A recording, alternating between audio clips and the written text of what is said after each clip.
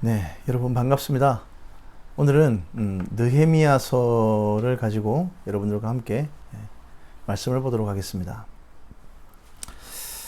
자, 이제 우리 구약 성경의 거의 마지막을 치닫고 있죠. 느헤미야는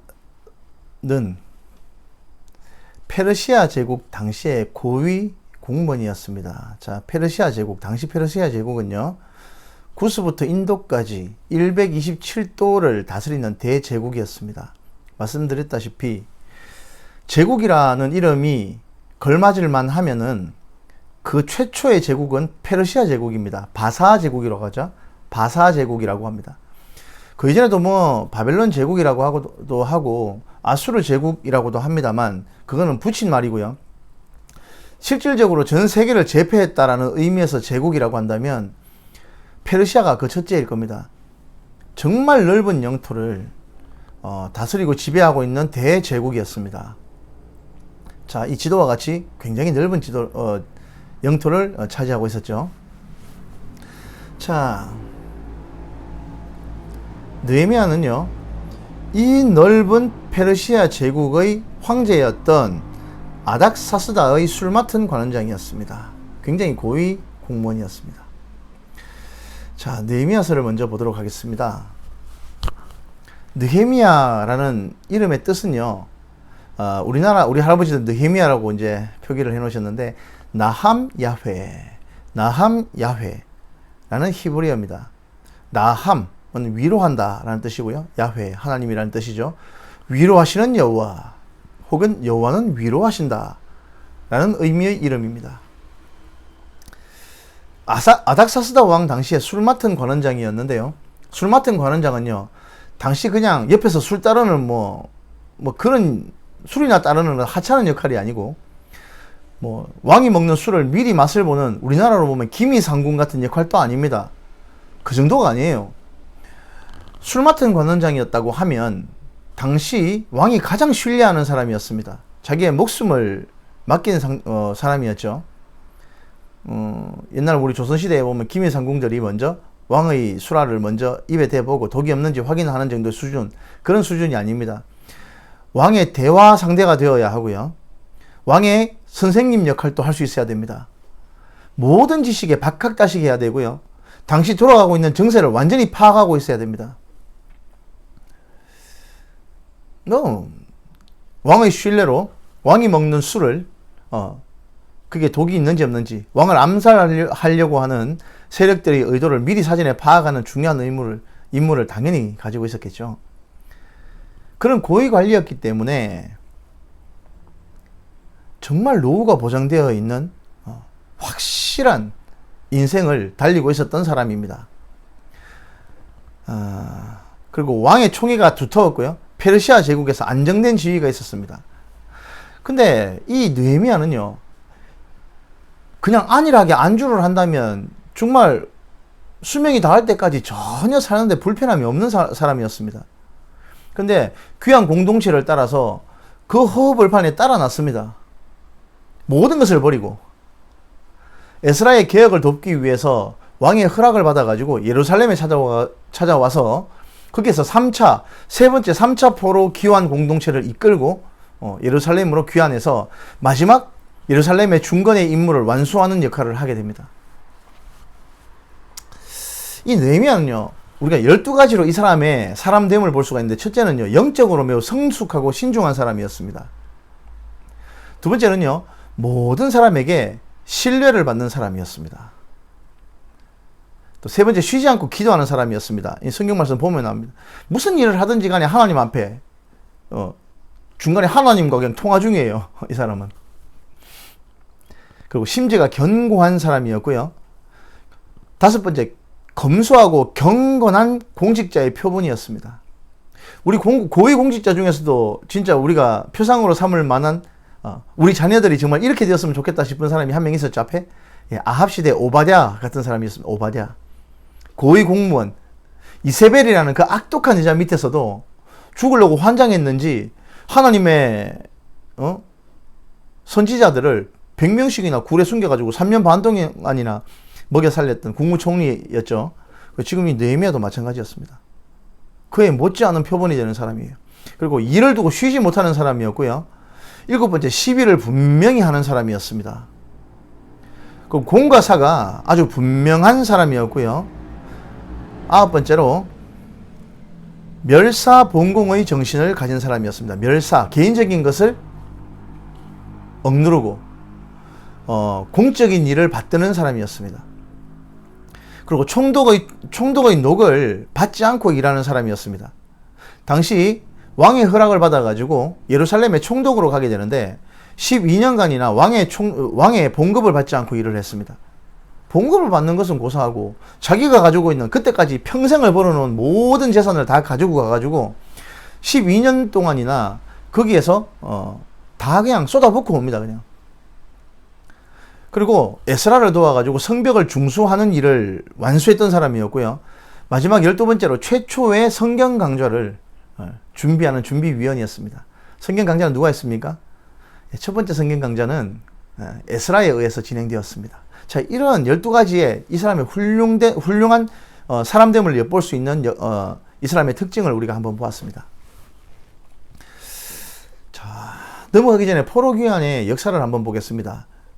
당시 하나님을 배반하고 모든 율법을 버리고 우상을 따라 숭배했던 이스라엘 백성들이 바벨론에 의해서 예레미야와 그 수많은 선지자들의 경고를 무시하고 끝내 그 악한 길에서 돌이키지 않았던 이스라엘이 3번에 걸쳐서 포로로 잡혀가는 일이 있었죠. 3차 포로로 잡혀갔습니다. 606년에 여호야김 왕 당시에 다니엘과 같은 사람들이 잡혀갔었고, 두 번째는요 597년 BC 597년에 여호야긴 왕 때 에스겔 같은 분들이 같이 포로로 잡혀갔습니다. 마지막 세 번째 완전히 멸망할 BC 586년에는요 시드기야 왕이 두 눈알이 뽑히고 자기 아들과 대신들이 눈앞에서 다 죽임을 당하고 처형당하고, 결국 그렇게 시드기야와 많은 사람들이 바벨론의 포로로 잡혀가서 완전히 멸망을 하는 일이 있었습니다. 그죠? 자, 돌아올 때도 마찬가지입니다. 첫 번째 고레스 왕 당시에 스룹바벨에 의해서 1차로 BC 536년에 1차 포로 귀환이 이루어졌습니다. 두 번째는요 BC 거의 79년이 지난 시점에 에스라에 의해서 아닥사스다 왕 때 포로 귀환이 이루어졌습니다. 세 번째로는요 그로부터 13년이 지난 시점에 아닥사스다 왕 통치 기간이었습니다. 느헤미야에 의해서 오늘 우리가 보는 느헤미야에 의해서 3차 포로 귀환이 이루어집니다.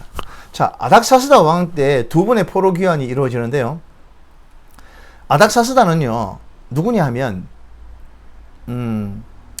아하수에로 왕의 아들입니다. 아하수에로 왕의 아내가 누구였습니까? 예, 와스디도 아내였지만 폐위당하고 에스더가 왕후였죠. 그러니까 이 아닥사스다가 실질적으로 에스더의 아들이었는지 와스디의 아들이었는지는 정확치 않습니다. 누구의 아들인지 정확치는 않지만 에스더의 손에 의해 길러졌다라는 것은 거의 분명합니다. 그렇겠죠? 와스디가 왕위에서 폐위되고 난 다음에 그 뒤에 에스더가 왕후가 되었기 때문에 에스더가 낳지 않았다 하더라도 에스더가 의해서 길러졌을 것이고, 에스더가 낳았다면 뭐 당연히 어머니니까 에스더가 길렀겠죠. 그래서 그런지 2차와 3차 포로 귀환 때 이 아닥사스다가 에스라와 느헤미야에게 제공해 주었던 그 지원은요 가히 파격적입니다. 원하는 걸 다 들어줍니다. 그리고 자기가 가장 총애하는 오늘 주인공 이 느헤미야에게 원하는 것을 다 줍니다. 이것은 그냥 단순히 우연에 의했다라고 보기보다는 에스더와 같은 심지가 굳은 여자, 민족을 위해서 죽으면 죽으리다 일사각오를 했던 에스더에 의해서 길러졌기 때문에 그의 아들 아닥사스다가 2차와 3차의 포로 귀환을 적극 지원했던 것으로 보입니다. 전혀 무리가 아니죠. 이런 말은 전혀 무리가 될 수 없는 얘기입니다. 자, 그렇게 포로 귀환 공동체는요, 귀환 공동체는 개혁의 개혁을 거듭합니다. 자, 바벨론, 스룹바벨, 여호수아, 학개, 스가랴 이런 분들에 의해서 1차 포로 귀환 당시에 지도자들이 성전을 재건했던 이야기를 우리가 보았죠. 두 번째, 느헤미야, 에스라에 의해서 2차 포로귀환 한 분들이 율법 교육에 힘을 썼던 부분이 있었고요. 그로부터 13년이 지난 3차 포로귀환 때 느헤미야에 의해서 성벽이 중수되는 완전히 중수되었습니다. 그리고 에스라와 느헤미야에 의해서 성경 통독이 모세가 죽은 이후 처음으로 성경 통독이 이루어졌습니다. 참 슬프고 감격적인 일이에요. 그 중간에 얼마나 훌륭한 왕들이 많았습니까? 요시야 때 한 번 신명기를 읽은 일은 있었는데 이건 정식적인 성경 통독은 아니었어요. 정상적으로 모세에 의해서 기록된 모든 율법서를 제대로 통독한 것은 일주일 동안 같이 통독을 하고 같이 즐거워하고 기뻐하면서 하나님 앞에 회개하고 참여하고 돌아왔던 그 큰 행사는요, 제대로 된 행사는요, 에스라 느헤미야 때가 처음이었습니다. 자, 오늘 우리가 볼 이 느헤미야서에는요, 크게 두 가지의 큰 사건이 있습니다. 이 두 가지의 큰 사건을 축으로 이 느헤미야서가 진행이 되는데, 첫 번째는요, 무너진 성벽이 다시 중건되었던 큰 사건이 있었고요. 두 번째는요, 완전히 그 성전이 중건되고 난 다음에 성경 강좌가 진행되었다. 성경 강좌가 진행되었다라는 큰 두 가지의 사건을 토대로 이야기가 진행되고 있습니다. 자, 이제 본문 속으로 들어가서 이 이야기를 보도록 하겠습니다. 1장에 보시면요, 느헤미야가 예루살렘을 두고 기도하는 일이 나오는데, 느헤미야가 술 맡은 관원장으로 일할 당시에 한 큰 사건이 벌어집니다. 한번 본문을 보겠습니다. 느헤미야서 1장 1절에서 3절까지의 말씀을 보도록 하겠습니다. 하가랴의 아들 느헤미야의 말이라. 아닥사스다 왕 제20년 기스로월에 내가 수산궁에 있는데 내 형제들 가운데 하나인 하나니가 두어 사람과 함께 유다에서 내게 이르렀기로 내가 그 사로잡힘을 면하고 남아있는 유다와 예루살렘 사람들의 형편을 물은즉 그들이 내게 이르되 사로잡힘을 면하고 남아있는 자들이 그 지방 거기에서 큰 환난을 당하고 능욕을 받으며 예루살렘 성은 허물어지고 성문들은 불탔다 하는지라. 앞서 우리가 에스라서 마지막에 보았던 이야기의 연장선상에 있습니다. 말씀드렸죠? 에스라에 의해서 2차 포로 귀환한 공동체가 어떻게 됐습니까? 에스라가 레위인들과 제사장들의 역할을 정확하게 세우고 성경을 제대로 가르치고 다 했는데, 알고 보니까 그 긴 시간 1차 포로 귀환과 2차 포로 귀환이라는 79년이라는 긴 공백 기간 동안 어떻게 해요? 포로 귀환 공동체가 이방 여자들을 다 취한 거예요. 이방 여자들을 취해서 아내로 삼았다라는 이야기를 에스라가 듣고 기가 막혀가지고 그 추운 겨울날 속옷과 겉옷을 다 찢고 수염과 머리털을 뽑으면서 기가 막혀가지고 아침부터 저녁까지 그 추운 마룻바닥에 앉아가지고 절규했던 일, 여러분 기억하십니까? 그 일이 왜 생겼다고요? 포로기한 당시에 남자들만 왔던 거예요. 가족들이 다 따라온 것도 아니고 아내들이 따라온 것도 아니었습니다. 남자들이 그 먼 타지, 걸어서 한 3-4개월 걸리는 먼 거리까지 와가지고 하나님 말씀에 의지해서 본토로 와가지고 귀환을 했지 않습니까? 그런데 남자들이 말씀드렸죠, 혼자서 살기는 어렵습니다. 그러다 보니까 이방 여자를 취했는데요, 그 일을 에스라가 알고 기가 막혀 그랬던 겁니다. 여러분들, 근데 한 가지 여기서 질문 한번 드릴게요. 이방 여자들을 취하면 왜 안 됩니까? 죽으면 우리는 안 믿는 사람들하고 결혼하면 안 됩니까? 왜 하나님께서는 이방 여자들과 결혼하지 말라 그랬습니까? 네 아들을 이방 여자들을 취해서 아내로 주지 말고 네 딸들도 이방 남자들에게 시집 보내지 말라 그랬습니다. 왜 그랬을까요? 왜 그랬을까요? 이방 사람들은 하나님의 자녀들이 아닙니까? 그렇습니까? 여러분 잘 생각해 봐야 돼요. 출애굽 당시에도 보면요, 이방의 잡족들이 많이 따라왔다고 되어 있습니다. 그 사람들도 이스라엘 백성들, 그러니까 아브라함과 이삭과 야곱의 자손들은 아니었지만 그래도 그 총회에 다 들어와가지고 같이 공동체 생활을 했던 것을 볼 수 있습니다. 왜? 그 사람들이 하나님을 영접하고 하나님의 백성으로 살기를 다짐하고 율법을 지키기로 결의하고 그렇게 살아갔기 때문입니다. 그러면 괜찮아요. 당시로는 할례도 받고 그렇게 이스라엘 백성을 하면 유대인으로 인정을 해줬습니다. 자, 이방인자들을 취하면 안 되는 이유가 뭡니까? 어렸을 때부터 제대로 교육을 받은 사람이면 모르겠습니다. 그리고 다 크고 난 다음에도 하나님을 영접하고 구원받은, 구원의 확신을 가진 하나님의 백성이라면 그 사람이 이방 사람이라도 뭐 무슨 문제가 있겠습니까? 그런데 여기서 문제는 뭐냐면요. 육체적인 어떤 문제나 생활적인 문제의 필요성 때문에 이방 여자들을 아내로 취했는데 그들이 전혀 개종하지 않고 아내로 들어왔다는 얘기입니다. 그럼 어떻게 됩니까? 남자가 아무리 이스라엘과 아브라함과 이삭과 야곱의 자녀라 하더라도 애는 누가 기릅니까? 내 여자가 길러요. 그 여자가 그 자녀를 아브라함과 이삭과 야곱의 자녀로 안 기른다니까요. 어디서 볼 수 있습니까? 예, 솔로몬 때 보면 알 수 있잖아요. 솔로몬 때. 그 많은 여자들이 자기 친정집 우상을 한 개씩 다 가져들어가지고 이스라엘이 그 모양 그 꼴이 됐지 않습니까? 그래서 하나님께서 이방 여자들을 취하지 말라고 했던 겁니다. 그 여자들이 자기가 가지고 온 우상들을 자기 남편들에게 꼬드겨 가지고 섬기자 그러고 우상 숭배하자 그렇게 만들게 될 것이라고. 그러면 남자들은요, 여자 이기는 사람 거의 없습니다. 아직 저는 못 봤습니다. 자, 이런 일들 때문에 하나님께서 이방 여자들을 취하지 말라고 했던 겁니다. 하셨던 겁니다. 그런데 지금 뭡니까? 오니까 먼 타국 생활을 하다 보니까 생활의 필요에 의해서 또 육체적인 어떤 성적인 욕구에 의해서 이방 여자들을 다 취한 거예요, 아내로. 그걸 알고 기가 막혀가지고 에스라가 대개혁 작업을 벌입니다. 근데 입장 바꿔놓고 이방 여자들 입장에서는요, 졸지의 과부가 된 거예요. 쫓겨난 거예요. 애까지 놓고 살던 여자도 있었는데. 그러니까 주변에 있었던 그 여자들의 부족과 이방 부족들이 벌떼처럼 일어나가지고 들고 일어나가지고 이스라엘 1차 포로기한 공동체가 이룩해 놓았던 그 모든 터전들을 완전히 짓밟고 성문을 불사르고 완전히 회파시켰던 겁니다. 자, 지금 1장 1절에서 3절까지의 말씀이 바로 그 얘기를 하고 있는 거예요. 그렇게 도망온 사람이 자기 보니까 내 형제 가운데 하나인 하나니라고 되어 있는데 이 형제 가운데 하나인 하나니는요, 느헤미야의 친동생입니다. 친동생. 와서 잡혀있는 것을 느헤미야가 내 동생이다 하면서 풀어주라고 해가지고 풀어줬겠죠. 또 이스라엘 공동체들에서 쫓겨나와가지고 도망 나온 사람들을 다 풀어주라고 했습니다. 자,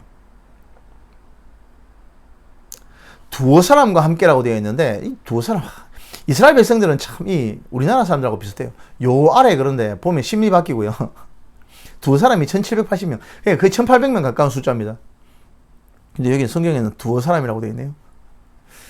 뭐 하여튼 그 정도의 숫자가 와가지고 사로잡힘을 면하고 이스라엘 형편을 물어보니까 3절에 나와 있죠. 큰 환난과 능욕을 당하고 예루살렘 성은 허물어지고 성문은 불탔다.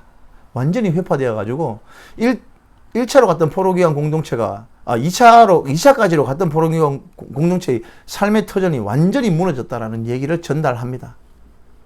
이 이야기를 들은 느헤미야는요, 한번 보겠습니다. 어떻게 되는지요. 1장 4절에서 11절까지의 말씀을 보겠습니다. 내가 이 말을 듣고 앉아서 울고 수일 동안 슬퍼하며 하늘의 하나님 앞에 금식하며 기도하여 이르되 하늘의 하나님 여호와 크고 두려우신 하나님이여 주를 사랑하고 주의 계명을 지키는 자에게 언약을 지키시며 긍휼을 베푸시는 주여 간구하나이다. 이제 종이 주의 종인 이스라엘 자손을 위하여 주야로 기도하며 우리 이스라엘 자손이 주께 범죄한 죄들을 자복하오니 주는 귀를 기울이시며 눈을 여시사 종의 기도를 들으시옵소서. 나와 내 아버지의 집이 범죄하여 주를 향하여 크게 악을 행하여 주께서 주의 종 모세에게 명령하신 계명과 율례와 규례를 지키지 아니하였나이다. 옛적에 주께서 주의 종 모세에게 명령하여 이르시되 만일 너희가 범죄하면 내가 너희를 여러 나라 가운데에 흩을 것이요 만일 내게로 돌아와 내 계명을 지켜 행하면 너희 쫓긴 자가 하늘 끝에 있을지라도 내가 거기서부터 그들을 모아 내 이름을 두려고 택한 곳에 돌아오게 하리라 하신 말씀을 이제 청하건대 기억하옵소서. 이들은 주께서 일찍이 큰 권능과 강한 손으로 구속하신 주의 종들이요 주의 백성이니이다.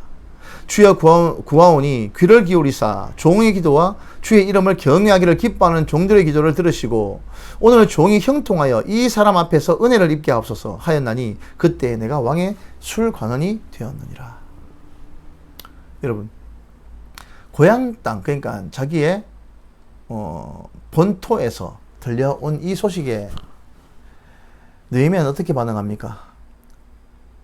정말 비분간개합니다. 수일 동안 너무 슬퍼가지고 식음을 전폐했다고 되어 있습니다.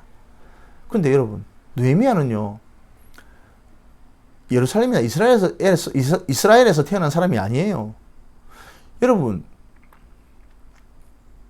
바벨론 포로 생활 70년, 1차 포로와 2차 포로 기간 공동체까지 몇 년? 예, 79년. 2차에서 3차 포로 기간 공동체 귀환 때까지 몇 년? 13년. 그럼 몇 년입니까 도대체? 거의 한 160년이 넘는 시간이 지난 거예요. 바벨론 1차로 이제 예루살렘이 포로로 잡혀온 이래 거의 한 160년이 지난 거예요.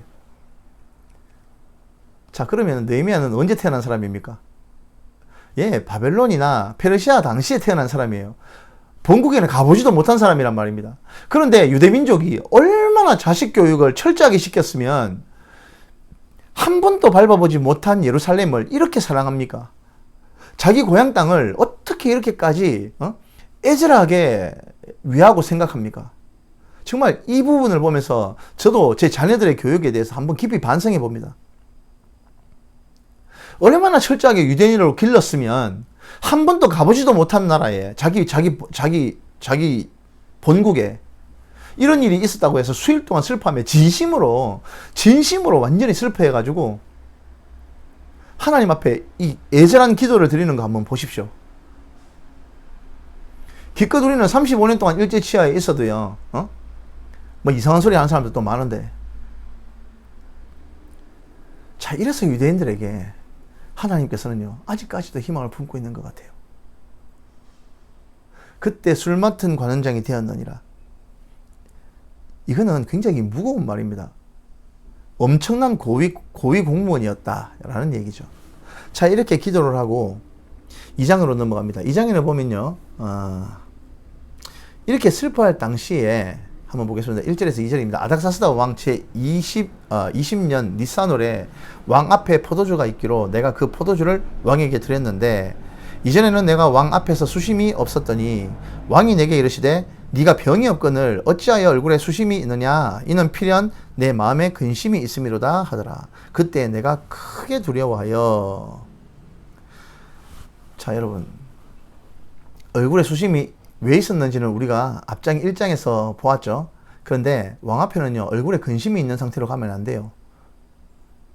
왜냐하면 지금 느헤미야가 맡은 일은요, 왕의 술 맡은 관원장입니다. 왕의 음식을 책임지는 사람이었단 말이죠. 근데 얼굴에 근심이 있다.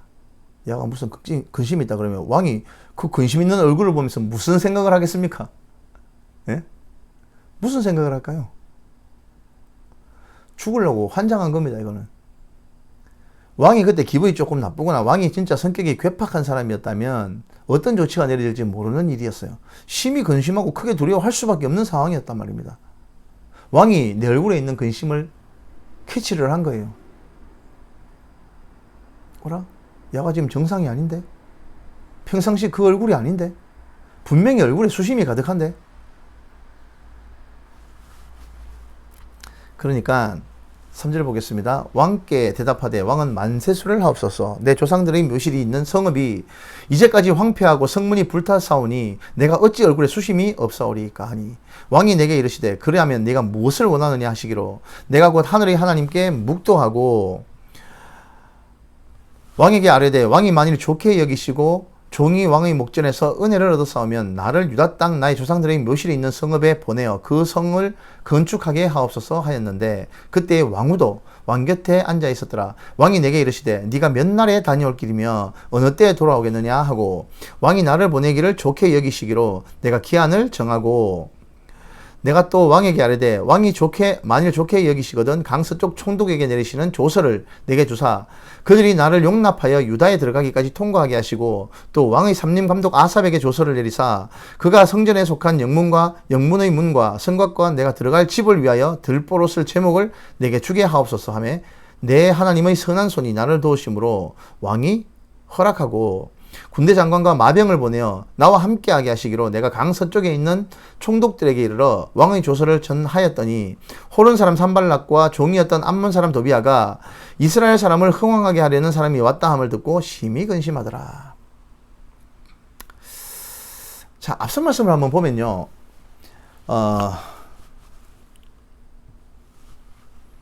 왕이 이렇게 묻는데 사실대로 말했습니다. 왕이시여, 왕은 만세수를 하옵소서. 제 조상이 있는 묘실과 성읍이까지 황폐하고 성읍이 불탔는데 제가 근심을 한 이유가 바로 그것 때문입니다. 그러니까 왕이 묻습니다. 좋아? 그래? 그래, 그럼 내가 니한테 뭘 해줄까? 하니까 그 짧은 순간에 왕이 하문하는데 바로 대답을 해도 시원찮은 판에 왕의 질문을 받고 하늘의 하나님께 묵도했다고 되어 있습니다. 하나님, 어떻게 대답할까요? 어떻게 대답하는 것이 좋을까요? 하늘의 하나님께 묵도하고 심사숙고 끝에 한 이야기가 줄줄줄줄줄 나옵니다. 이 사람은요, 다 계획이 있는 사람이에요. 나로 유다 땅에 가서 묘실이 있는 성읍에 보내어 그 건축하게 첫 번째 해달라. 두 번째, 건축을 하는 데 있어서 필요한 소요되는 물품들, 그리고 거기에 필요한 군사들, 이런 것들을 일목요연하게 정리해가지고 달라 그러는데 마침 그때 왕후도 왕의 옆에 있었다라고 되어 있습니다. 왕후는 항상 왕의 옆에 앉아 있는 게 아니에요. 왕이 불러야 가는 겁니다. 에스더 때 보셨지 않습니까? 그죠? 왕이 옆에 왕후가 있었으니까 체면이 보였을까요? 그래, 그러면 네가 언제 갔다가 언제쯤 돌아올 끼고 얘기하니까 솔직히 아닥사스다 왕은요, 있었던 이 수상궁에서 예루살렘까지 얼마나 먼지 잘 몰랐을 거예요. 그 하찮고 조그마한 나라가 어디에 붙어 있는지 어떻게 알았겠습니까? 이 대제국의 황제가. 근데 가는 데만 3, 4개월 걸리는 거리거든요. 그래서 이제 대답을 하죠. 느헤미야는 다 계산이 있었습니다. 그래, 언제 갔다 올래? 하길래 저 12년입니다. 12달, 1년도 아니고 12년이 걸린대. 12년을 부릅니다. 12년을. 뭐? 12년? 이거 완전히 가겠다는 얘기죠. 그죠? 12년 부르고요. 목재도 주시고 그게 필요한 물품도 주시고 왕께서 그 물품을 조달하기 위해서 제게 조서도 한 장 써주시고 또 군사도 제게 대동해가지고 좀 같이 가게 해주시고 줄줄줄줄 없습니다. 이 사람은요, 일 처리에 있어서 명확한 사람이었습니다. 필요한 것을요, 일목요연하게 왕에게 요구해가지고 다 받아내는 그런 아주 현명한 사람이었습니다. 뭐 빠지는 것도 없었어요. 그래서 왕에게 허락을 받고 돌아가는 장면이 나오죠. 그러게 그 조서를 살림 감독하고 그 지역 총독에게 전달을 하면서 무난하게 흘러갑니다. 그런데 마지막 말에 이런 말이 있죠. 호론 사람 산발랏. 호론은요, 어디냐면 사마리아 사람입니다. 사마리아. 근데 그 당시 사마리아는 어떤 나라였습니까? 남한국이 멸망했던 거하고 달라요. 북한국은요, 아수르에 의해서 멸망당했는데 아수르가 종족을 섞어버렸던 거 기억나십니까? 다른 타 지역에 있는 자기가 점령한 다른 지역에 있는 사람들을 데리고 오고 반을, 그리고 당시 사마리아에 있었던 그 지역에 있었던 북왕국 이스라엘 백성들을 반을 갖다가 끌고 가가지고 완전히 종작을 섞어버립니다. 완전히 잡족이 되었죠. 그리고 그 자리에서 터전을 잡고 한 자리 하던 사람, 그 당시 호론 사람이면 사마리아 지역에 있었던 아주 높은 사람이었습니다. 산발랏이라는 사람은. 그리고 종이었던 암몬 사람 도비야라고 하는데, 이 도비야, 암몬 사람 도비야인데요. 도비야라는 사람은 참, 이제 이게 끝까지 보시겠지만 끝까지 이 느헤미야 일을 방해합니다. 뭐 산발랏도 마찬가지고요. 도비야라는 이름은 좋은 이름이에요. 토브, 선하다라는 뜻인데요. 도비야면 토브 야훼, 하나님은 선하시다, 선하신 하나님, 이런 뜻이거든요. 이름을 이렇게 잘 지어줬다면 분명히 신앙이 있는 암몬 사람임에도 불구하고 신앙이 있는 부모를 뒀다는 얘기인데, 그런데 정작 도비야는 이 모양 이 꼴아집니다. 한 자리 하고 있었던 자기의 지위가 흔들릴까봐 심히 근심했다라고 되어 있습니다. 자, 그렇게 3장 말씀으로 넘어가면요, 예루살렘 성벽을 다시 건축하는 내용이 나옵니다. 자, 3장에 보시면요, 사람 이름이 쭉 나면서 각자 구역을 촤촤 분담해 줍니다. 역시 느헤미야다워요.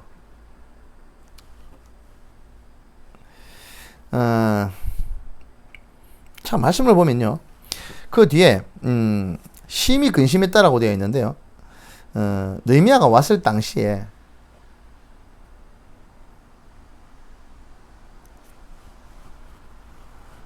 이 산발랏과 도비야라는 사람이 먼저 와가지고 우리도 같이 성벽을 건축하자라고 얘기합니다. 좋은 뜻으로 그랬을까요? 아닙니다. 이 사람들은요, 이 일을 방해하기 위해서 같이 건축하자고 이제 제의를 했던 겁니다. 내가 도와주겠다라고 얘기하니까. 근데 그 의도를 느헤미야는 간파하고 있었습니다. 너희들이 낄 자리가 아니다. 빠져라. 라고 단호하게 거절합니다. 그리고 각자의 자리를 촥촥 분담해가지고 성벽을 건축하는 장면이 3장에 나옵니다. 자, 그렇게 4장에는요, 자기들끼리,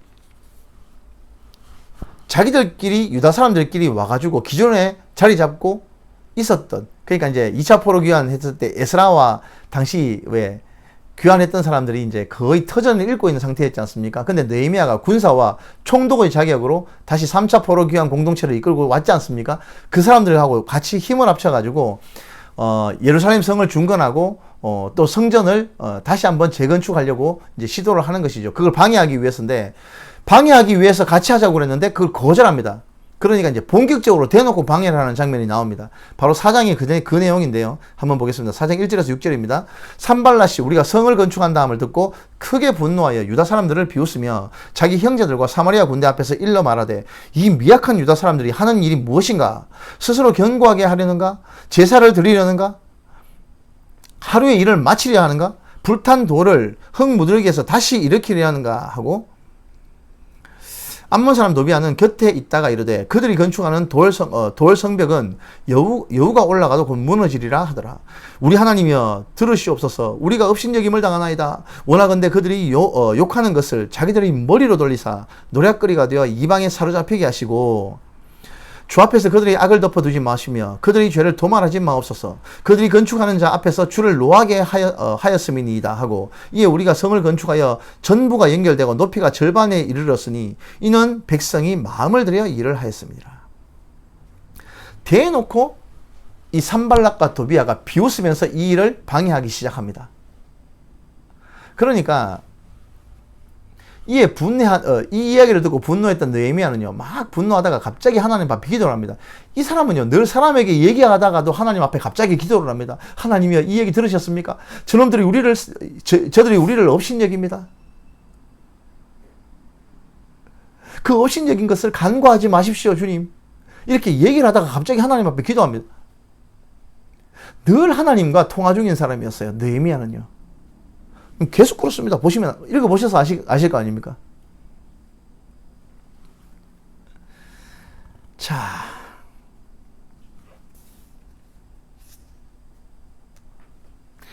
그렇게, 이 산발락과 도비아는요, 대놓고 방해를 하는데도 불구하고 성벽을 잘 건축을 하고, 사람들이 한치의 방심함도 없이 성벽을 쌓아갑니다. 그 성이 되게 높이 올려야 되지 않습니까? 그죠? 올려야 되는데, 일단 성벽끼리 먼저 건축 연결부터 쫙 했는데, 연결을 먼저 순식간에 시켜버리는 거예요. 깜짝 놀랐습니다. 산발락과 도비아가. 어떻게 일을 이렇게 능률적으로 하는가? 사실은요, 이 느헤미야는요, 와가지고 하루 이틀 정도 쉬다가 아무도 모르게 자기 종 몇 명하고, 자기 짐승을 타고 현장 순시를 먼저 했다라고 되어 있습니다. 앞에 보시면요. 현장 순시를 하니까 성벽이 다 무너져 있고 엉망진창인 거예요. 그런데 자기가 성벽을 순시하고 순찰하고 밤에 갔다 온 것을 아무도 아는 사람이 없었다라고 되어 있습니다. 그렇게 느헤미야는요, 어떻게 성벽을 다시 중건을 할지 머릿속에 이미 계획을 다 세우고 사람들에게는 다 계획된 일을 지시한 겁니다. 그러니까 굉장히 효율적으로 일이 진행되는 거예요. 그리고 이 일에 동참했던 유다 사람들은요, 성심을 다했다고 되어 있습니다. 그러니까 당연히 일이 빠를 수밖에요. 성심성의껏 착착착착 진행된 거예요.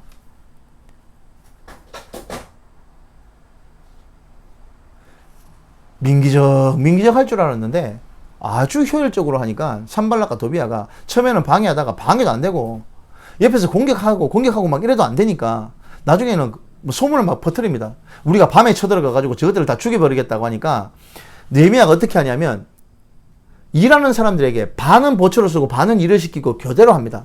그리고 일하는 사람들도 한 손에는 창을 잡고 한 손에는 건축 도구를 잡고 일을 합니다. 한치의 빈틈 없이 진행을 합니다.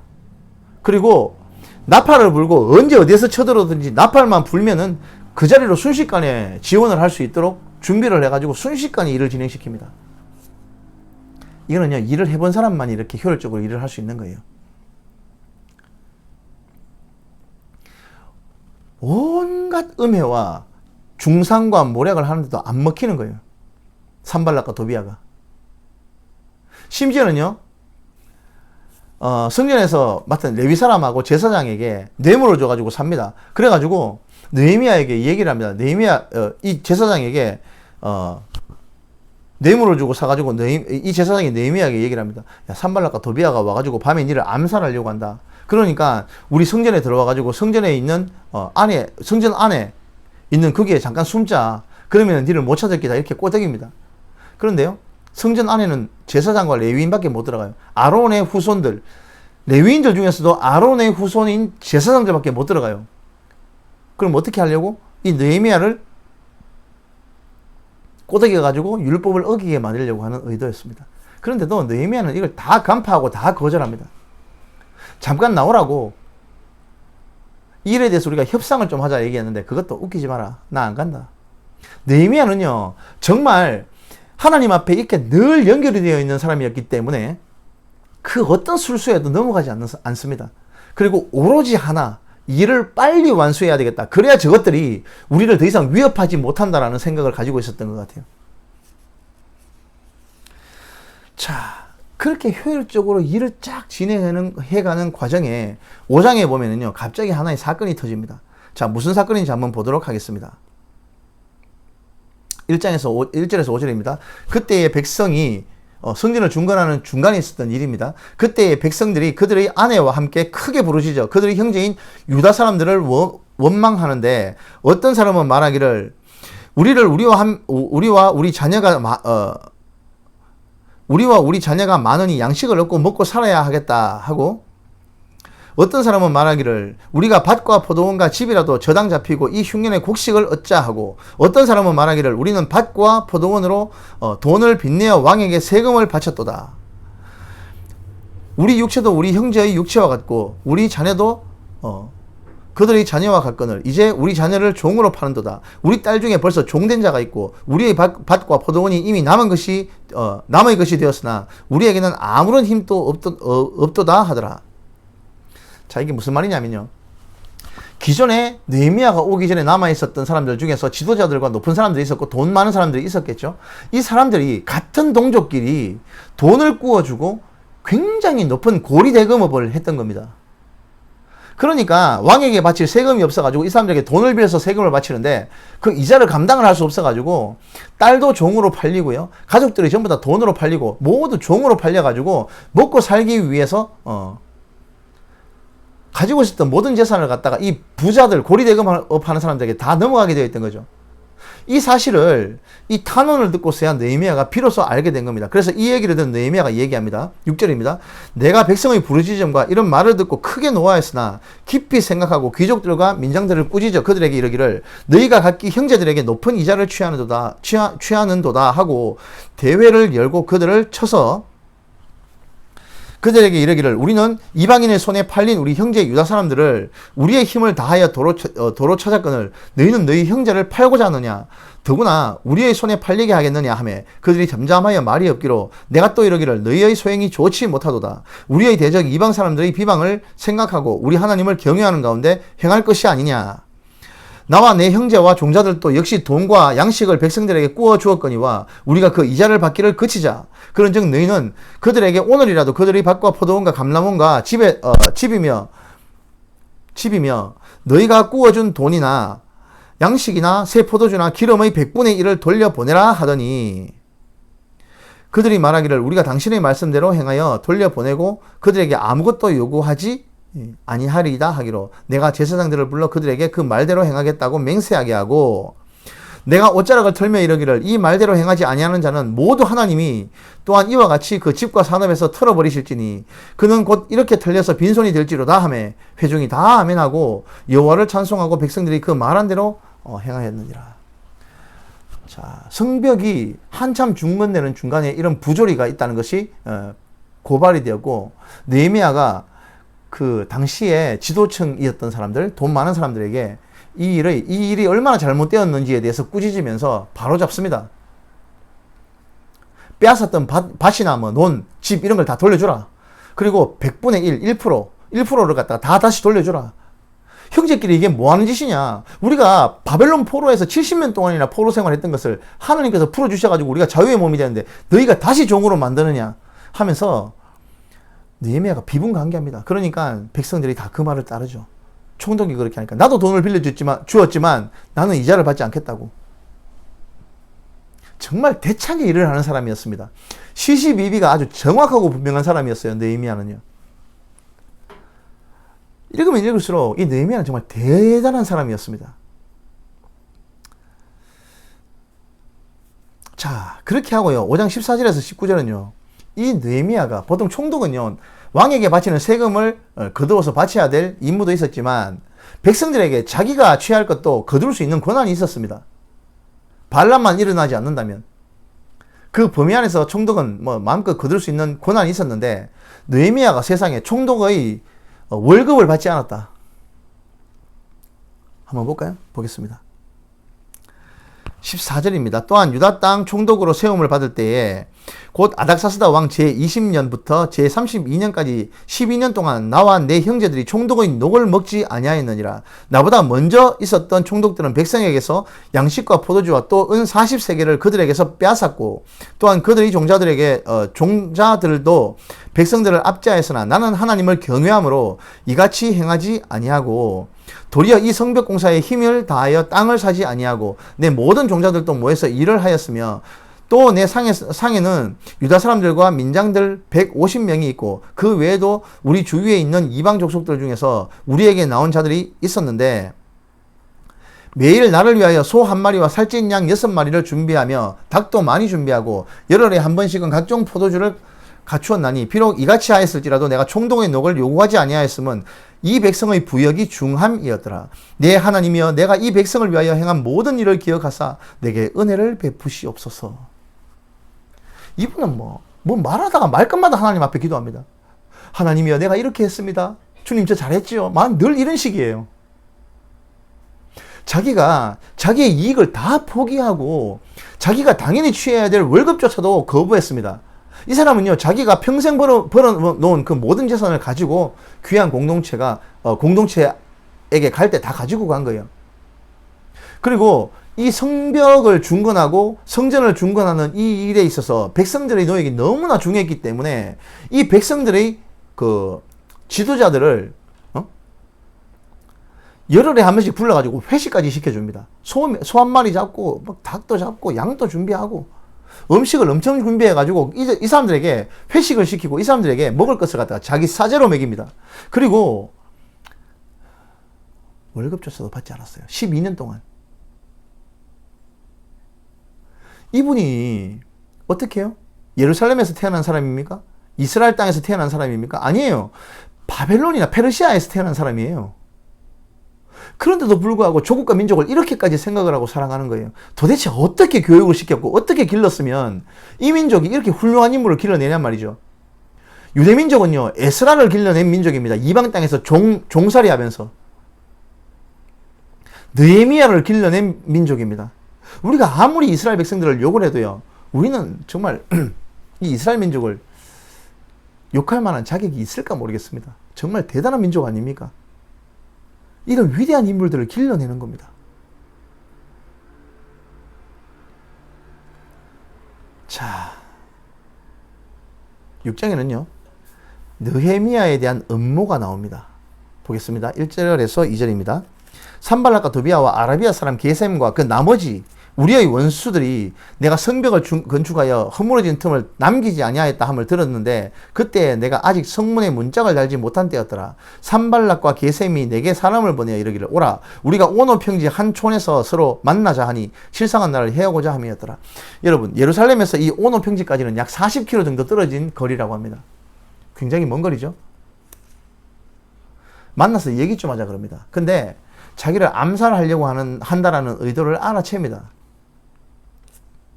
그래서 내가 지금 바쁘기 때문에 못 간다라고 정중히 거절하는 형식을 취하죠. 그러니까 이제 소문을 퍼뜨리기 시작합니다. 밤에 쳐들어가가지고 다 죽여버리겠다고. 그러니까 아까도 말씀드렸듯이 곳곳에 뿔을 들고 경비를 하게 했고요. 일하는 사람도 반은 경비를 쓰고 반은 일을 하는데 일하는 사람조차도 한 손에는 창을 들고 한 손에는 도구를 들고 일을 했습니다. 성전에서 일하는 머헤다벨의 손자 들라야의 아들 스마야라는 사람이 두문불출 그게 집에서 안 나오기 때문에 느헤미야가 찾아가 봤는데, 야, 산발락과 도비아가 당신을 죽이려고 한다고. 그러니까 우리가 숨자고. 외소라고 되어 있는데요. 성전 안 내실입니다. 성전 안 내실. 거기에는요, 제사장, 그러니까 아론의 자손들 이외에는 못 들어가요. 근데 들어가자고 하는 것은 계율을 어기게 만들려고 하는 속셈이었는데, 이것조차도 느헤미야가 다 간파하고 거절합니다. 그 우여곡절을 겪은 끝에 드디어 성벽 공사가 끝납니다. 보겠습니다. 15절에서 19절까지의 말씀을 보도록 하겠습니다. 성벽 역사가 52일 만인 엘룰월 25일에 끝남에 우리의 모든 대적과 주위에 있는 이방 족속들이 이를 듣고 다 두려워하여 크게 낙담하였으니 그들이 우리 하나님께서 이 역사를 이루신 줄을 알미니라. 또한 그때에 유다의 귀족들이 여러 번 도비아에게 편지하고 하였고 도비아의 편지도 그들에게 이르렀으니 도비아는 아라의 아들 스가냐의 사위가 되었고 도비아의 아들 여호하난 또 베레갸의 아들 머술람의 딸을 아내로 맞이하였으므로 유다에서 그와 동맹한 자가 많았음이라. 그들이 도비아의 선행을 다 내 앞에서 말하고 또 내 말도 그에게 전하매 도비아가 내게 편지하여 나를 두렵게 하고자 하였느니라. 여러분, 성전을 불과 52일 만에 완전히 끝내버렸습니다. 2달도 안 되는 그 시간에. 대단한 실력가 아닙니까? 완전히 허물어진 예루살렘 그 성벽을 단 52일 만에 다 건축을 합니다. 자, 이렇게 생겼습니다. 예루살렘 중건된 성은요, 하나님의 망대로부터 이런 그림입니다. 구약시대의 예루살렘 성인데요, 느헤미야에 의해서 실행되었던 성전이 바로 이런 모양이었습니다. 새 도성과, 지도를 보시니까 조금 감이 오십니까? 이렇게 생겼고요. 당시 귀한 공동체들이 자리 잡고 있었던 터전은 바로 이 오렌지색으로 되어 있는 이 터전입니다. 이스라엘의 원래 본토 땅, 그러니까 다윗과 솔로몬이 통치하던 시기의 땅을 다 회복하지는 못했습니다. 어림없는 일이었죠. 단지 이 작은 지역, 예루살렘을 중심으로 한 이 유다 지역만 다시 재건하고 중건해가지고 다시 시작을 하는 그런 단계였습니다. 그런데 그 뒤에 17절 밑에 보면 참 뜻밖의 일들이 있죠. 유다의 귀족들, 고위 귀족들이 도비아에게 편지하면서 내통을 했다라고 되어 있죠. 그리고 심지어 도비아는 아라의 아들 스가냐의 사위가 되었다. 당시 유다의 고위직이었던 고관들하고 서로 사돈관계였다는 얘기입니다. 이 도비아라는 놈하고 서로 사돈을 맺고 있었습니다. 이런 꼬라지였으니까 느헤미야가 오기 전에 도대체 얼마나 엉망이었겠습니까? 이 고위관리직들이 느헤미야가 하는 성전 중건을, 성벽을 중건하고 성전을 다시 회복하는 것을 좋아했을까요? 안 좋아했다는 얘기입니다. 자기들이 기득권을 유지하는데 방해가 되기 때문이에요. 이런 사람들의 반대를 업고 느헤미야가 52일 만에 중건한 겁니다. 다 한마음으로 동참해가지고 다 동조하는 상태에서 중건을 한 게 아니라 고위직, 침 있는 사람들이 은연중에 반대하는 와중에서도 느헤미야가 52일 만에 성전을 다 건축했습니다. 진짜 우리나라도요, 이런 인물들 좀 길러냈으면 좋겠어요. 얼마나 훌륭하고 대단한 사람입니까? 자, 그렇게 성전 중건을 완전히 끝내고 난 다음에 7장 4절에서 73절까지 보면 중건을 했을 때 힘을 쏟은 사람들의 리스트가 쭉 나오는데요. 전 봐도 누가 누군지 모르겠어요. 쭉 한번 읽어보시면 알 것 같습니다. 자, 드디어 그렇게 제가 뭐라 그랬습니까? 느헤미야서의 가장 큰 사건 두 개는, 하나는 성벽을 중건했던 일, 또 하나는요, 성경 강좌를 했던 일, 두 가지입니다. 자, 드디어 성벽을 다 중건하고 성경 강좌를 하는 내용이 나옵니다. 8장 1절에서 3절 말씀 한번 볼까요? 이스라엘 자손이 자기들이 성읍에 거주하였더니 7째 달에 이르러 모든 백성이 일제히 수문학 광장에 모여 학사 에스라에게 여호와께서 이스라엘에게 명령하신 모세의 율법책을 가져오기를 청하매 7째 달 초하루에 제사장 에스라가 율법책을 가지고 회중 앞 곧 남자나 여자나 알아들을 만한 모든 사람 앞에 이르러 수문학 광장에서 새벽부터 정오까지 남자나 여자나 알아들을 만한 모든 사람 앞에서 읽음에 뭇 백성이 그 율법책에 귀를 기울였는데, 자, 그렇게 성경 통독을 모세에 의해서 기록된 율법책을 낭독하는 역사적인 일이 일어납니다. 이때는 오경만 했어요. 오경만. 그런데 지금은 우리는 어떻습니까? 지금 벌써 창세기부터 느헤미야까지 왔잖아요. 구약성경 다음 시간에 말라기 하면요. 구약이 끝나요. 우리는 거의 보자. 우리가 2월 달부터 시작했죠? 몇 달 만에 여기까지 왔습니까? 우리 스스로 좀 조금 대견해도 돼요. 예. 읽었는 게 대견한 게 아니고 하나님의 심정을 알려고 애를 썼다. 알려고 했다. 하나님께서 주시는 그 심정을 조금이라도 알아들으려고, 알아먹으려고 했다. 라는 그 의도가 대견한 겁니다, 여러분.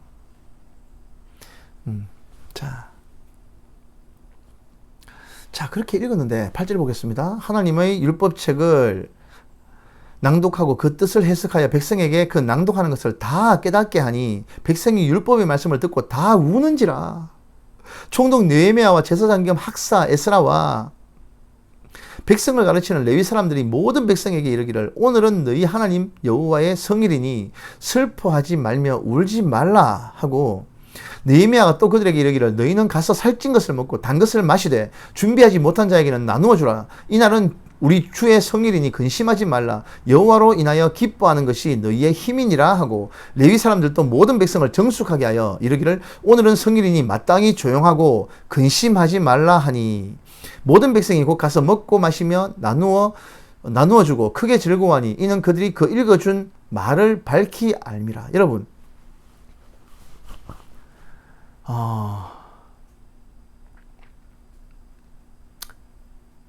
학사 에스라와 레위인들 이런 사람들이 백성들을 다 불러 모아놓고 모세의 율법서를 읽어주고 어떻게 했다고요?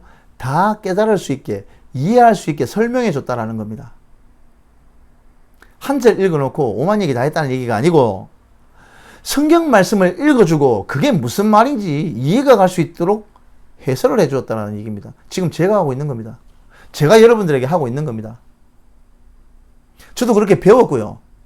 그래서 여러분들에게 그렇게 하고 있는 겁니다. 여기에 잡다한 얘기가 끼어들면 안 돼요. 감히 하나님 말씀 가운데 어떤 잡다한 말이 끼어들 수 있단 말입니까? 그냥 성경 말씀을 읽고 이것을 이해할 수 있도록 설명만 해주는 거예요. 그래야 하나님께서 여러분들, 하나님의 백성, 자기 백성에게 말씀하려고 하셨던 그 원래의 의도대로 이 말씀이 전달되어지는 겁니다. 저는요, 여러분들 앞에 이 카메라 앞에 앉을 때마다 늘 정말 온 힘을 다해서 기도하고 시작합니다. 그 기도의 내용은 이거예요. 하나님의 말씀이 하나님의 백성에게 하나님의 원래의 의도대로 전달되게 하게 하여 주시옵소서. 그 얘기 한마디 기도합니다. 하나님의 말씀이 하나님의 백성에게 하나님의 원래 의도대로 전달될 수 있게 해 주시옵소서. 제 기도는 그 한 가지입니다. 정말. 제가 전달하는 과정에서 하나님의 뜻을 왜곡하거나 빼먹거나 더하지 말게 하여 주시옵소서. 그 얘기 정말 제가 하기 전에 정말 그 기도 애절하게 하고 시작합니다. 저희 같은 사람이 할 일은 바로 그거 한 가지밖에 없어요. 그것만 하면 하나님께서 여러분들하고 직접 대화하실 거 아닙니까? 이 말씀을 통해서. 그렇게 하니까 백성들이 다 울더랍니다. 다 백성들이 울더랍니다. 그러니까 느헤미야와 에스라가 나와가지고 울지 마라. 이 좋은 날 왜 우냐? 먹고 마시고 즐거워해야지. 왜 울어? 울지 마라. 그리고 얘기합니다. 여호와를 즐거워하는 것이 너희의 힘이라고. 이제 알아들었으면 울지 말고 기뻐하고 즐거워하라고. 그게 바로 너희의 힘이라고. 여러분, 우리의 힘이 어디 있습니까? 이 말씀을 읽고 깨닫는 데 있지 않겠습니까? 읽고 깨닫고 하나님의 뜻대로 실천하는 데 있지 않겠습니까? 그게 우리의 힘이라고요. 그걸 통해서 우리가 기뻐하는 것이, 즐거워하는 것이 우리의 힘이라는 얘기입니다. 자, 8장 13절에서 18절까지는요, 드디어 초막절을 지킵니다. 초막절을 왜 지킵니까?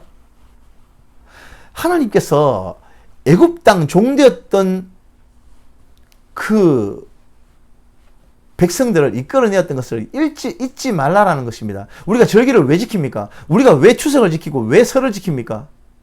부모를 기억하고 생각하고 부모의 조상들의 고마움을 기리라는 뜻 아니겠습니까?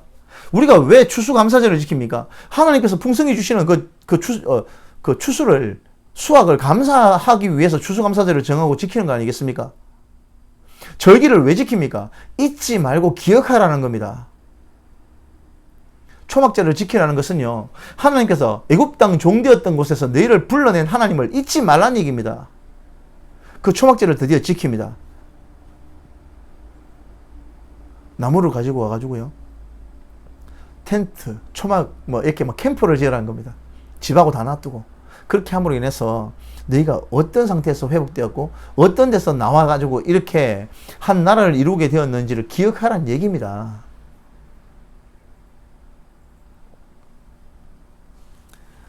자,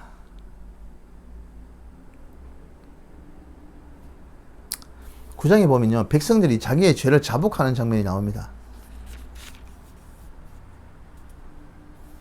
보겠습니다. 1절입니다.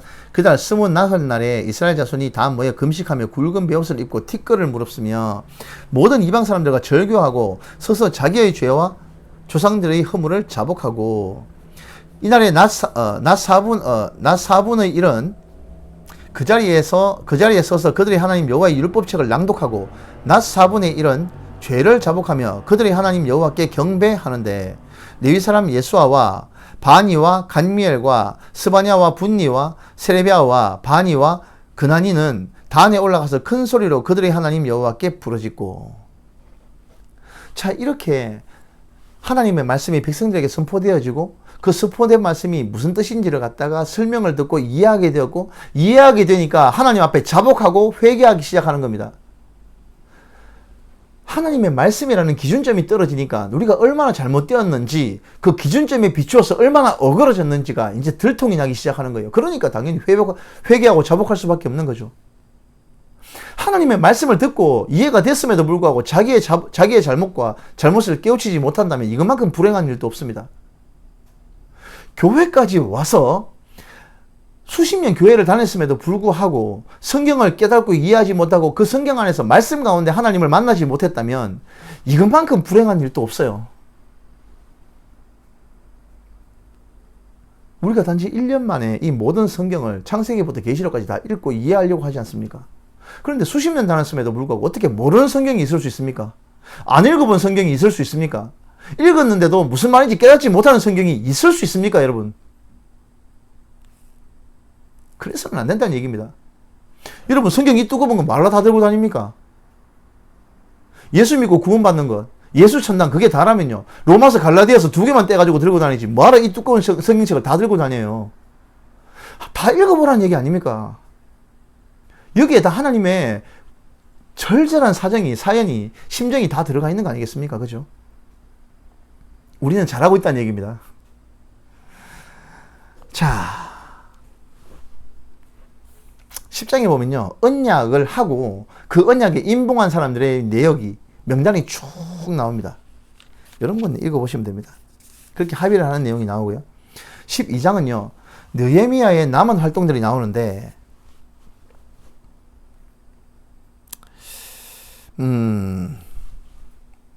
보겠습니다.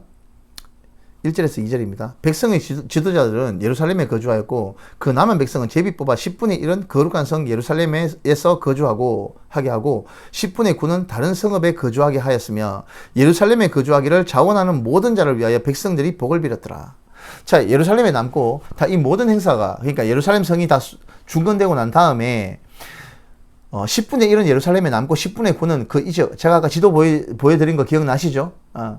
그 지도가 있는 지역으로 각각 흩어져 가지고 그 지역의 터전을 삼고 살아가게 됩니다. 자, 그렇게 각각 흩어져 가지고 어느 지역에 사는지에 대한 내역이 쭉 나오는 부분이 나옵니다. 자, 그게 바로 11장의 내용입니다. 12장의 말씀은요, 제사장과 레위 사람들에 대한 내용이 나옵니다. 느헤미야가 그렇게 중건되고 모든 체계를 정비하기 시작합니다. 가장 정비하는데 그 중심에는요, 레위인과 제사장들, 이 역할을 제대로 수행하게 하기 위해서 모든 체제를 정비합니다. 레위인과 제사장들이 일을 하게 하기 위해서는 어떻게 해야 됩니까? 예, 백성들이 소득의 11조를 바쳐가지고 그들의 생활을 보장해 줄 수 있어야 됩니다. 그리고 제사장들의 생활을 보장하기 위해서 제사와 그 모든 하나님께서 원래 주셨던 레위기에 있었던 그 모든 체제가 정상적으로 가동이 되어야지 레위인들이 정상적인 생활이 가능한 겁니다. 레위인들이 정상적인 생활이 가동이 되어야 하나님의 말씀이 백성들에게 교육되어지고 가르쳐질 수 있는 겁니다. 그렇게 되어야 백성들이 하나님의 뜻대로 율법을 알고 율법에 맞춰서 그 하나님의 뜻에 따라서 살아갈 수 있게 되는 겁니다. 이것이 선순환이라고 하는 겁니다. 그렇게 하기 위해서 제일 중심이 되는 레위인들과 제사장들의 체계를 분명히 하고 명확히 견고하게 그 체제를 다시 정립을 하는 내용이 바로 12장에 나옵니다. 그렇게 27절에는요, 느헤미야가 성전을 결국은 봉헌하고 새로 완전히 건축해서 성전 봉헌을 하는 내용도 12장 내용에 같이 포함이 되어 있습니다. 자, 끝에 한번 보겠습니다.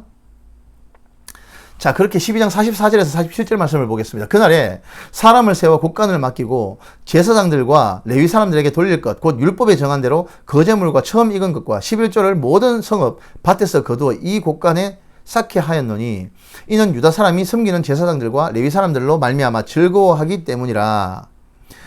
그들은 하나님을 섬기는 일과 결례의 일을 힘썼으며 노래하는 자들과 문지기들도 그러하여 모든 다윗과 그의 아들 솔로몬의 명령을 따라 행하였으니 옛적 다윗과 아삽의 때에는 노래하는 자의 지도자가 있어서 하나님께 찬송하는 노래와 감사하는 노래를 하였음이며 스룹바벨 때와 느헤미야 때에는 온 이스라엘이 노래하는 자들과 문지기들에게 날마다 쓸 몫을 주되 그들이 성별한 것을 레위 사람들에게 주고 레위 사람들은 그것을 또 성별하여 아론 자손에게 주었느니라. 자, 이렇게 선순환된다고요. 레위인들에게는요, 성가대의 직분도 있었죠. 그렇게 찬양하는 사람들의 직분도 세우고, 그렇게 하려면 어떻게 돼야 됩니까? 백성들이 소득의 10분의 1을 바쳐서 그 사람들이 그 일을 할 수 있도록 생활이 유지가 될 수 있게 해줘야 된다는 얘기입니다. 이것은 애시당초 레위기 때부터 그 이후로 계속 이 체제는 유지가 되었어야 되는 그런 체제입니다. 자, 이것을 귀환 공동체 3차 포로 귀환할 때 느헤미야가 정립을 했다라는 얘기입니다. 느헤미야는요, 이렇게 일 앞에 아주 철두철미한 사람이었습니다. 명확하게 일을 하는 사람이었습니다. 그렇게 긴 시간이 지나가지고 12년이라는 세월이 정말 손살같이 지나갔습니다. 느헤미야서 1장에서 12장까지 느헤미야가 12년 동안 한 일입니다. 그래서 12장까지일까요? 그렇게 12장까지 느헤미야가 12년간의 일을 마치고 아닥사스다 왕에게 약속을 할 때 몇 년 동안 갔다 오겠다고 했습니까? 12년 약속했지 않습니까? 그래서 12년째 되는 날 아닥사스다 왕을 찾아가기 위해서 느헤미야는 본국으로 돌아갔던 것으로 보입니다. 여기도 보면은 내가 예루살렘에 없었더니 라고 되어 있습니다. 며칠 동안 갔다 온다고 되어 있는데 며칠이 1년입니다, 여러분. 스케일이 되게 커요, 이분들은. 내가 며칠 동안 왕을 만나러 잠깐 갔다 왔다라고 되어 있는데 이게 1년입니다. 1년. 거의 1년 동안 느헤미야가 자리를 비웁니다. 가는데 3, 4개월, 오는데 3, 4개월. 그것만 해도 8, 9개월이 걸립니다. 거의 9개월에서 10개월 정도 걸립니다. 가서 진짜 왕 잠깐 보고 오는 거예요. 아닥사스다 왕에게 그렇게 약속을 했기 때문에.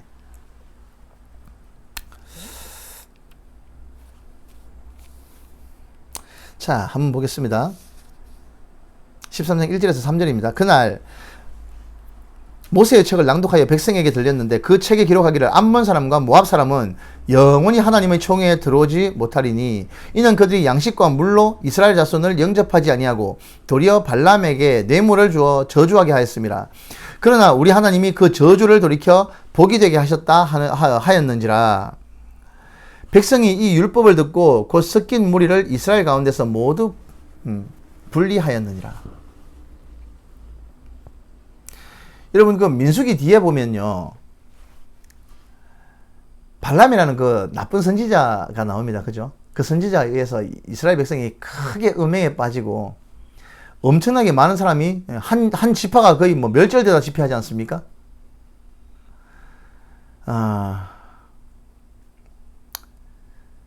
자, 그때 암몬 족속이 주도를 했기 때문에 하나님의 총회에 들어오지 못할 것이다 라는 얘기가 그때 이미 선포가 되어 있습니다. 자, 이 얘기를 율법으로 선포를 하니까 암몬 사람과 모압 사람은 영원히 하나님의 총에 들어오지 못한다 해서 이 얘기에 따라서 무리 중에 암몬 사람과 모압 사람들을 분리해 가지고 떼어내게 됩니다. 그 내용이고요. 자, 4절부터는 크게 사단이 납니다. 이때 느헤미야가 잠깐 아까 말씀드렸듯이 페르시아에 갔다 오는 동안 그 중간 1년이라는 시간 동안 참 말씀드렸죠. 앞에도 당시에 유다 땅에 있었던 그 지도층들과 도비아와 또 산발랏 이런 사람들하고 서로 사돈관계를 맺고 막 있었다고요. 맺으면 안 되는데 맺었던 거예요. 잠깐 느헤미야가 딱 가니까 숨 막혔을 거 아닙니까? 얼마나 일에 철두철미한지. 자기들은 그래도 뭐 해가지고 좀 이득도 좀 취하고 기득권도 좀 행사하고 이래야 되는데 느헤미야가 와가지고 아니 그런 걸 전혀 못하게 만드니까 얼마나 숨 막혔겠습니까? 근데 느헤미야가 잠깐 넘는 사이에 큰 사단이 벌어지는데요. 한번 보겠습니다. 4절에서 9절입니다.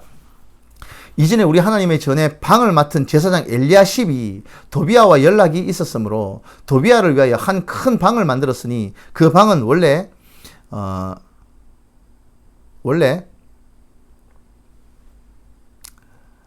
소유물과 유향과 그릇과 또 레위 사람과 노래하는 자들과 문지기에게 11조로 주는 곡물과 새 포도주와 기름과 또 제사장들에게 주는 거제물을 두는 곳이라.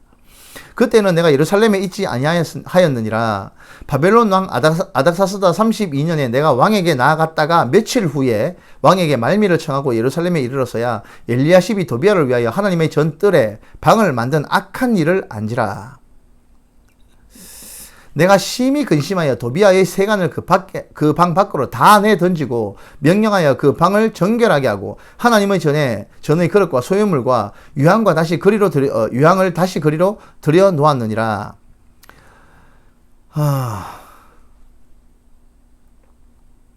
잠깐 페르시아에 갔다 온 동안 세상에 성전 안에 레위인과 제사장을 위해서 쌓아놓는 창고가 있습니다. 곡물과 곡식들과 그걸 이제 백성들이 11조하고 이게 헌물들을 예물을 바쳐야 레위인들과 제사장들이 분배해가지고 살 거 아닙니까? 그 방에 세상에 이 도비아라는 놈이 지 자리 한 개 틀고 그 자리를 차지하고 앉아 있었다는 얘기입니다. 차지하게 했던 사람이 누구라고요? 제사장 엘리야십이라는 사람 참 문제 많은 사람이에요. 그 뒤에도 보면요, 산발랏하고도 그 사돈을 맺고요. 이 사람이 제일 문제예요. 제사장이라는 사람이. 엘리야십이라는 사람이 이 엉망진창 개판을 치니까 도비아라는 이 나쁜 놈이 와가지고 레위인들에게 돌아갈 그 재물과 성전에 바쳐진 물건들이 쌓여 있는 그 창고를 지 방으로 쓰는 거예요. 지 마음대로 쓰겠다는 얘기 아닙니까? 돌아와 보니까 기가 찬 거예요. 이게 당시 사람들은 생각했나 봐요. 느헤미야가 이제 돌아갔으니까 안 돌아올 줄 알았나 봐. 12년이나 있었다가 갔으면 아이고 이제 갔으니까 영 갔겠다 싶어가지고 안 돌아올 줄 알았는데 갔다가 1년 만에 돌아오거든. 자기들도 몰랐겠죠. 느헤미야가 돌아와가지고 보니까 이 도비아라는 놈이 이런 짓을 하고 있으니까 책상하고 이런 것들 다 집어 던졌다고 되어 있습니다. 밖에다가. 며칠 후에 왕에게 말리를 청했다. 며칠 후가 아니고 1년이 1년. 자, 도비아의 세간과 그 방법을 다 밖으로 내어 던졌습니다. 자, 계속 보겠습니다. 10절에서 14절입니다. 내가 또 알아본 즉 레위 사람이 받을 몫을 주지 아니하였으므로 그 직무를 행하는 레위 사람들과 노래하는 자들이 각각 자기 밭으로 도망하였기로 내가 모든 민장들을 꾸짖어 이르기를 하나님의 전에 어찌하여 버림받았느냐 하고 곧 레위 사람을 불러 모아 다시 제자리에 세웠더니 이에 온 유다가 곡식과 새 포도주와 기름의 11조를 가져다가 곳간에 들이므로 내가 제사장 셀레미야와 서기관 사독과 레위 사람 부다야를 창고지기로 삼고 matthaniah의 손자 삭굴의 아들 하난을 버금으로 삼았나니 이는 그들이 충직한 자로 인정됨이라. 그 직분은 형제들에게 분배하는 일이었느니라. 내 하나님이여 이 일로 말미암아 나를 기억하옵소서. 내 하나님의 전과 그 모든 직무를 위하여 내가 행한 선한 이를 도말하지 마옵소서. 레위 사람들이 다 도망가고 없는 거예요. 왜 도망갔습니까? 11조를 백성들이 바치지 않으니까 먹고 살 길이 없는 겁니다. 레위인들도 아내가 있고 자식이 있고 식솔들이 다 딸려 있는데 11조를 바쳐야지 그걸로 이제 자기들 월급을 받을 거 아닙니까? 그래야지 살 거 아니에요.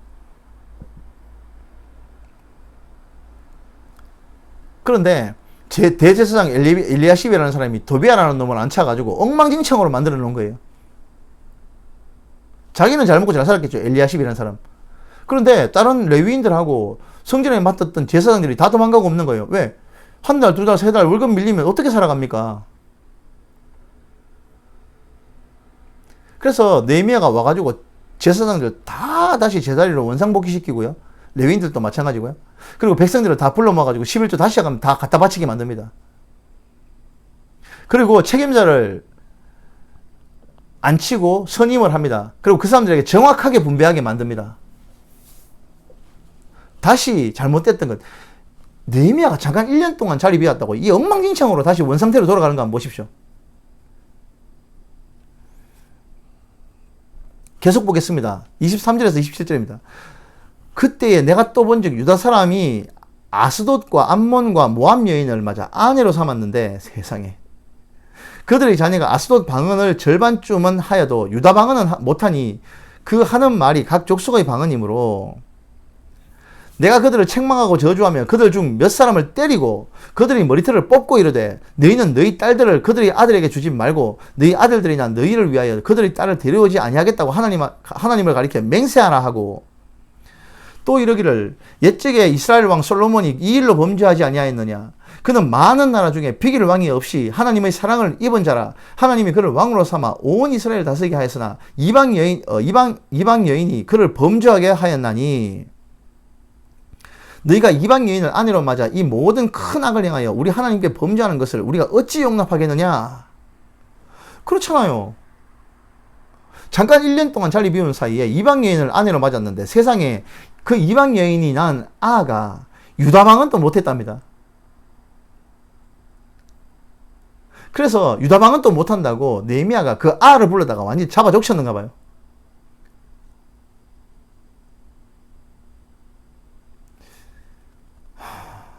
자, 머리털을 뽑고 때리고 다시금 얘기합니다. 이방에게 너희 아들의 아내로 이방 여인을 데려오지 말고 너희 딸들도 이방 사람에게 아내로 주지 말라. 솔로몬이 이 짓거리 하다가 우리 민족 이 모양 이 꼴이 되지 않았냐고. 그거 모르냐고. 호통을 칩니다. 다시. 계속 보겠습니다. 28절에서 32절입니다. 또 대제사장 엘리야십이 문제 있는 양반이 나옵니다. 대제사장 엘리야십의 손자 요야다의 아들 하나가 호론 사람 산발라스의 사위가 되었으므로 내가 쫓아내어 나를 떠나게 하였느니라. 내 하나님이여 그들이 제사장의 직분을 더럽히고 제사장의 직분과 레위 사람에 대한 언약을 어겼사오니 그들을 기억하옵소서. 내가 이와 같이 그들에게 이방 사람을 떠나게 하여 그들을 깨끗하게 하고 또 제사장과 레위 사람의 반열을 세워 각각 자기의 일을 맡게 하고 또 정한 기한에 나무와 처음 익은 것을 드리게 하였사오니 내 하나님이여 나를 기억하사 복을 주옵소서. 이분은요 무슨 일을 하다가도 꼭 하나님 앞에 이렇게 기도를 합니다. 쉬지 말고 기도하는 사람의 표본이라고 볼 수 있습니다. 뭔 일을 하더라도 하나님 이거 맞습니까? 하나님 이렇게 했습니다. 하나님 저 잘했죠? 하나님 저 잘한 거 좀 기억 좀 해주세요. 늘 이런 식이에요.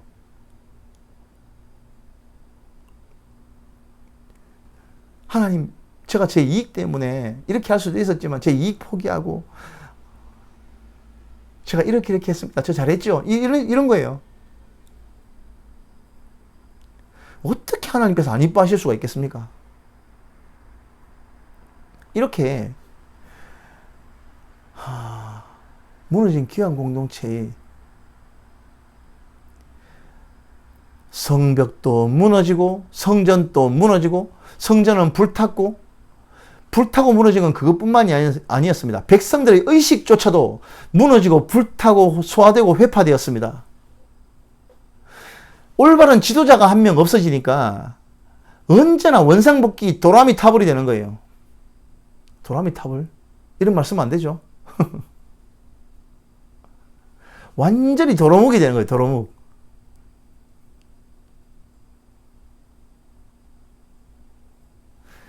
자, 여러분. 이때는요. 민족의 어른이었던 에스라도 돌아가신 것 같아요. 또 그렇게 느헤미야도 영원히 살 수는 없지 않겠습니까? 느헤미야도 돌아가신 것 같아요.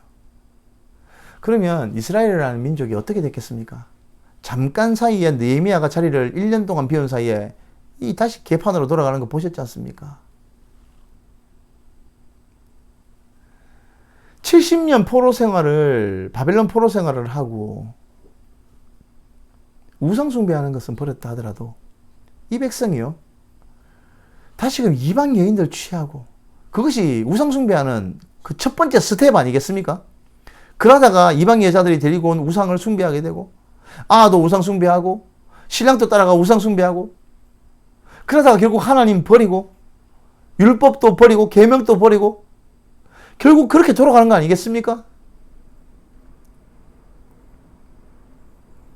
이 백성을 어떻게 해야 됩니까? 하나님께서요, 지난 1000년 동안 이 우리나라 강원도만한 나라 하나가 마음대로 안 되셔가지고 통곡을 하시는 거예요. 그거 안 보이십니까? 그 중에 밤하늘의 샛별처럼 반짝반짝 빛나는 에스라와 느헤미야 같은 훌륭한 인물들이 있었습니다.